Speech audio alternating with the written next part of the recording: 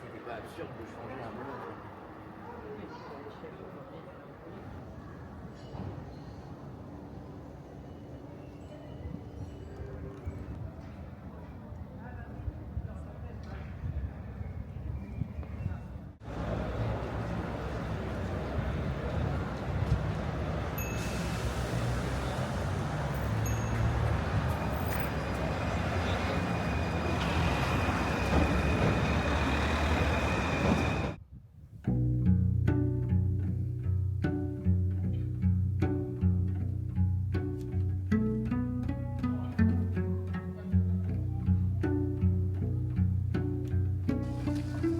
J'ai toujours été attiré par les jardins. Ce sont des lieux où j'aime me retrancher. Des îlots de calme pour me détendre, faire le point, réfléchir, m'isoler un peu, lire un livre. Je me rends compte que je les filme de plus en plus souvent. En y réfléchissant, je crois que cette attirance pour ces lieux de nature en milieu urbain, qui accueillent de plus en plus des jardins partagés, vient de ma jeunesse. J'ai passé plusieurs étés de mon enfance chez mes grands-parents qui vivaient dans le Berry.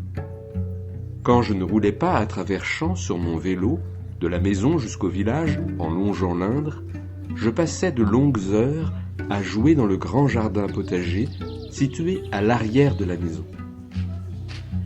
Je marchais dans les allées, en me racontant des histoires, jouais sur la balançoire, mangeais des fruits en passant, mûres, groseilles, cassis, rêvais à l'ombre du cerisier ou me cachais, dans l'abri de mon grand-père, au fond du jardin.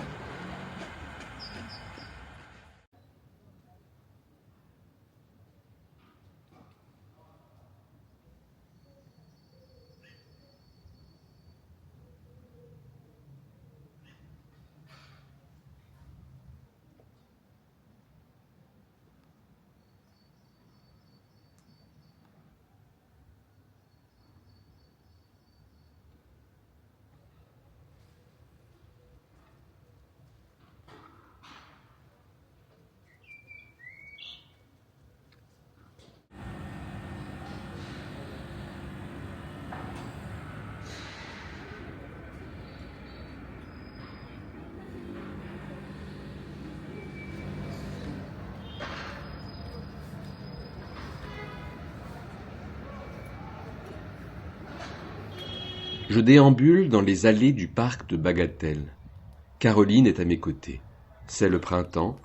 Les pelouses sont d'un vert éclatant, les arbres majestueux. Et pourtant, quelque chose résiste à l'évidence. Une impression de déjà-vu, sans souvenir précis. Je sais que je suis venu ici, il y a longtemps, une trentaine d'années peut-être. Je ne garde que cette sensation diffuse qui perturbe un peu ce que je perçois autour de moi.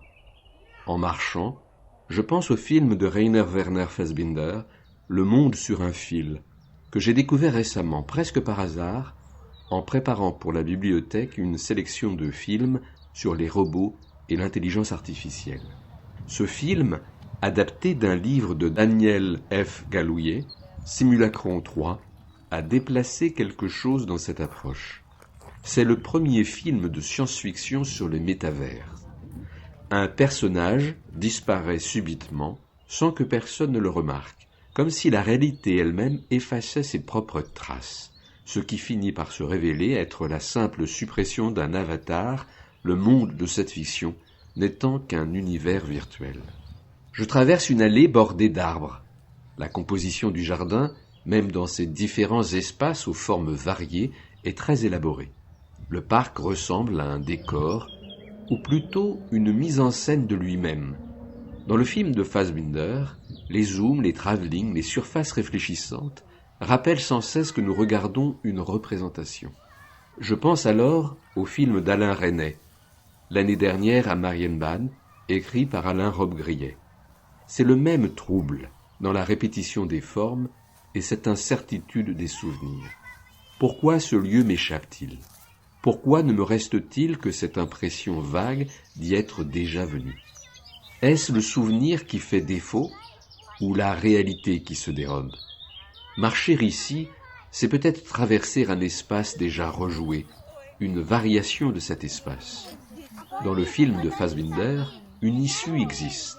Elle ne passe pas par une preuve ni par une démonstration, mais par une rencontre. La certitude fragile d'être avec quelqu'un. Une présence qui résiste à la simulation et qui introduit de l'altérité. Et avec elle, la possibilité d'y croire encore. Et bien sûr, je pense alors à La Jetée de Chris Marker.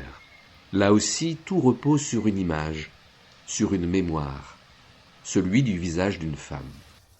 Un point fixe dans un monde instable. Comme si, au cœur des dispositifs les plus sophistiqués, ce qui demeurait irréductible, c'est la relation. Je continue de marcher. Avec Caroline, nous cherchons la sortie du parc. Les passants croisent mon regard, puis disparaissent dans mon dos. Rien ne les retient. Rien ne me prouve qu'ils sont là autrement que par cette brève coïncidence de nos trajectoires.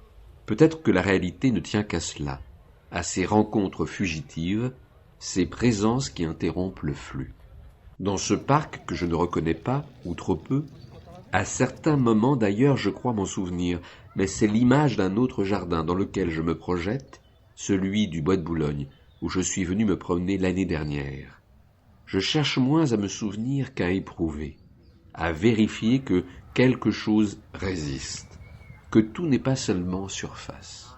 Qu'est-ce qui, dans l'expérience, échappe à sa mise en scène ? Un regard, une voix, une présence. Caroline est à mes côtés, et c'est tout ce qui compte.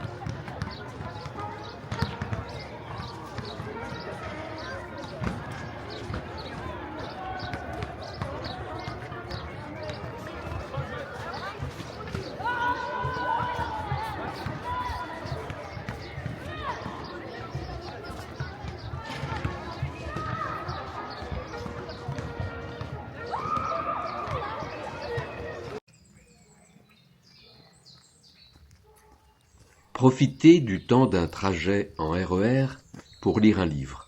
C'est ce que je faisais lorsque je travaillais à Melun. Bien calé contre la fenêtre, j'ouvre mon livre pour m'y plonger. Venise, 1000 fleurs de Ryoko Sekiguchi. Difficile de se concentrer durant les premières stations souterraines. Les portes se ferment bruyamment, des tensions entre les voyageurs, un début de bagarre, le ton monte, les menaces fusent.